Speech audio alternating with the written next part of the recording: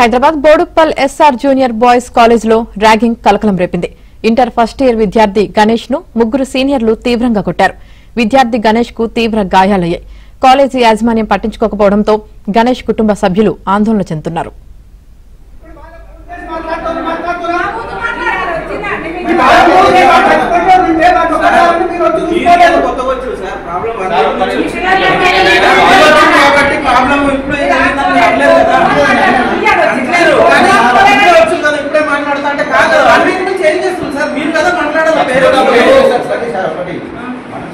information